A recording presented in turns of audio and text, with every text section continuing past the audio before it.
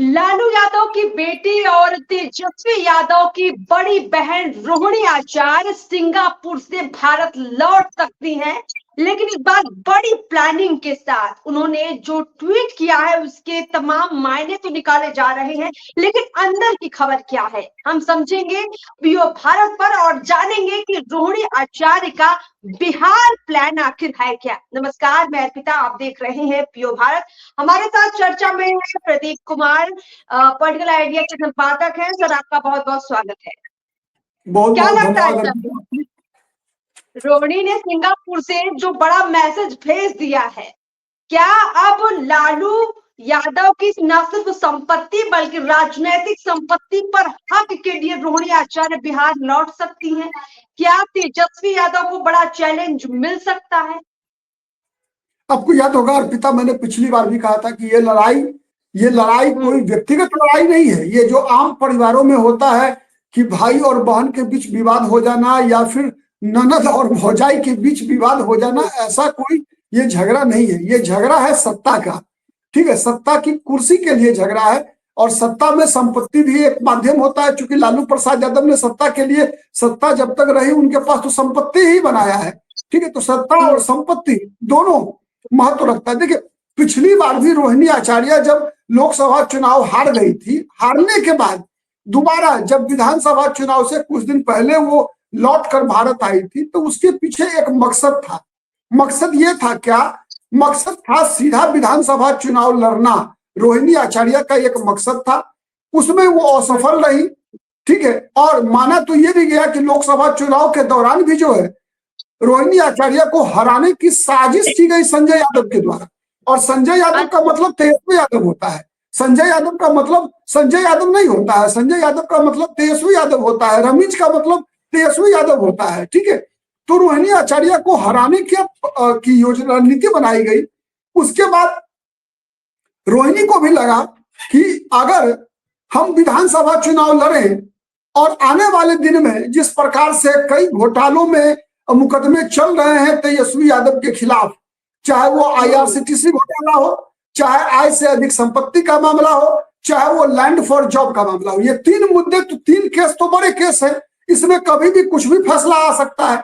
तो अगर लालू प्रसाद यादव को जिस प्रकार से 1997 में जेल जाना पड़ा था तो राबड़ी देवी मुख्यमंत्री बन गई थी, तो रोहिणी आचार्य यहां तक सोच रही थी कि अगर विधानसभा चुनाव लड़कर वो विधानसभा में होंगी, तेजस्वी यादव मुख्यमंत्री होंगे, और अगर जेल जाने की नौबत आई तो राजश्री नहीं बल्कि रोहिणी जो है वो मुख्यमंत्री बने। तो यहाँ तक की रणनीति देखिए, ये रोहिणी आचार्य दूर का निशाना लगाकर आई थी बिहार, लेकिन किसी न किसी वजह से उनका ये निशाना चूक गया। लेकिन एक बार फिर बड़ी तैयारी से रोहिणी आचार्य बिहार लौट सकती है। उनका वो एक्स पर किया गया ट्वीट इस बात की कहीं ना कहीं गवाही दे रहा है प्रदीप सर, कि वो अब इस बात को खुलकर कह रहे हैं कि मायके आने और जाने के लिए कोई उन पर बंदिशें नहीं लगा सकता है। सत्ता और सियासत उनको कैसे हासिल करनी है इसको रोकने वाला कोई नहीं है, क्योंकि पिता की हर संपत्ति पर बेटी का भी बराबर का हक है। और बाकायदा इसके लिए वो कहते हैं कि बिहार सरकार को इसके लिए काम करना चाहिए।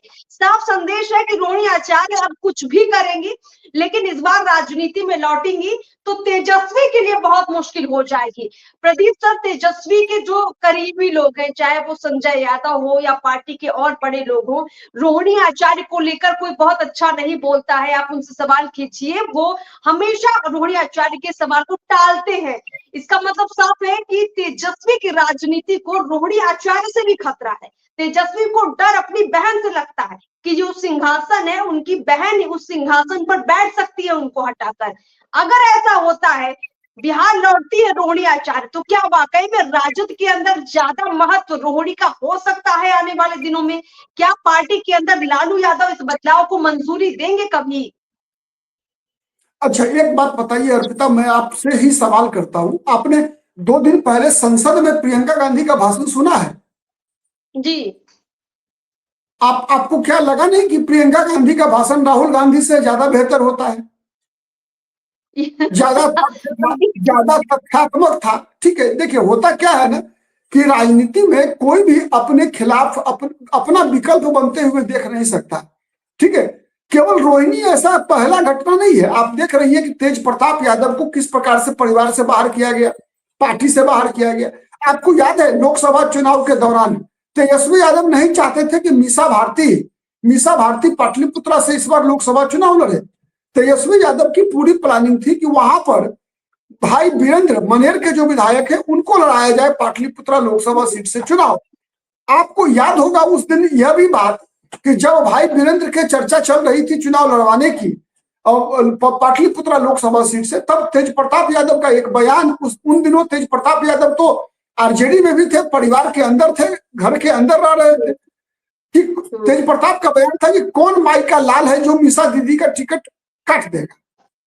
अब बताइए कि जब लालू यादव के परिवार में लालू यादव की बड़ी बेटी के टिकट पर सवाल खड़ा हो रहा था, तो अनुमान लगा सकती है आप, मीसा भारती निशाने पर, तेज प्रताप निशाने पर, रोहिणी आचार्य निशाने पर। कोई पहली बार नहीं हो रहा है ये इस परिवार के अंदर जब देखिए सीधा है कि जब लालू यादव ने अपना उत्तराधिकारी घोषित कर दिया तेजस्वी यादव को, उसी दिन से खेल चालू है।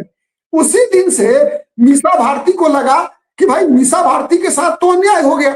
मीसा भारती को लगा कि जब लालू प्रसाद यादव मुख्यमंत्री थे, राबड़ी देवी मुख्यमंत्री थी, तो मीसा भारती जो है सबसे बड़ी, लालू यादव के 9 बच्चों में सबसे बड़ी मीसा भारती थी। तो जिस मीसा भारती ने, जिस रोहिणी आचार्य ने तेजस्वी यादव को गोद में खिलाया, ठीक है, बच्चे की तरह पाली। जब राबड़ी देवी मुख्यमंत्री थी तो मां का फर्ज निभाया मीसा भारती ने और रोहिणी आचार्य ने। तो मीसा भारती को, रोहिणी आचार्य को दरकिनार करके तेजस्वी यादव को, जो सबसे छोटा बेटा है, उसको जब आप अपना उत्तराधिकारी बना देते हैं, अब किस कारण से लालू यादव ने बनाया, ये लालू यादव का विशेषाधिकार है, हमें उस पर सवाल उठाने का कोई हक नहीं है। नहीं, ठीक है प्रदीप जी, लालू यादव के लाडले तेजस्वी यादव है, तो हो सकता है कि ये अधिकार लालू ने तेजस्वी को दिया हो और बाकी भाई बहनों को ये लगा हो कि भैया जो तेजस्वी को मिला उससे थोड़ा ही कम सही हमको भी मिल जाता।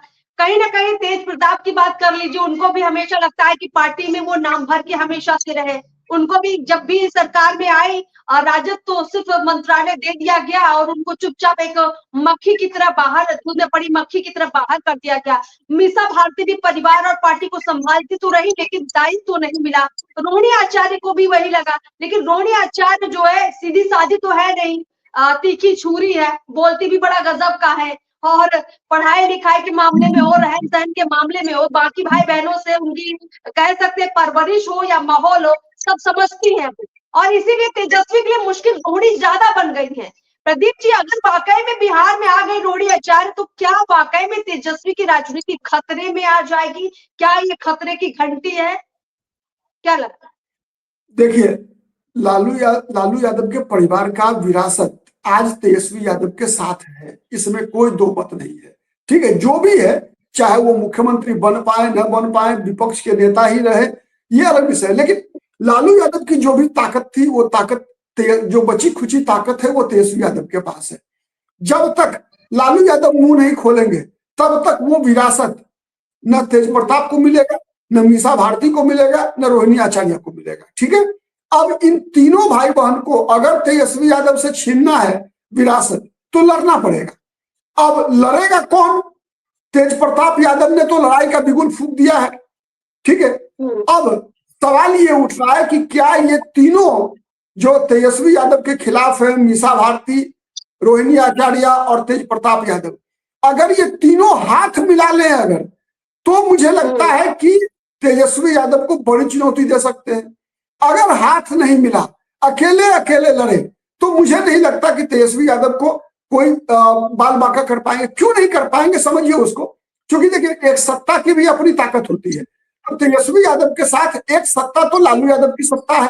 हाँ, लालू यादव अपना हाथ खींच ले तो जिसके सर पे हाथ डाल देंगे उसका थोड़ा सा जो है स्थिति मजबूत होगा। लेकिन जब तक तेजस्वी यादव विधानसभा में है, विपक्ष के नेता है, तब तक एक सत्ता का भी ताकत है। ठीक है, मतलब चकाचौंध जो होता है, पार्टी पर कब्जा है। तो जब तक तेजस्वी यादव का ग्राफ नीचे नहीं आएगा, तब तक इन तीनों का ग्राफ ऊपर नहीं जाएगा। एक मैदान में दो तलवार नहीं रह सकता है।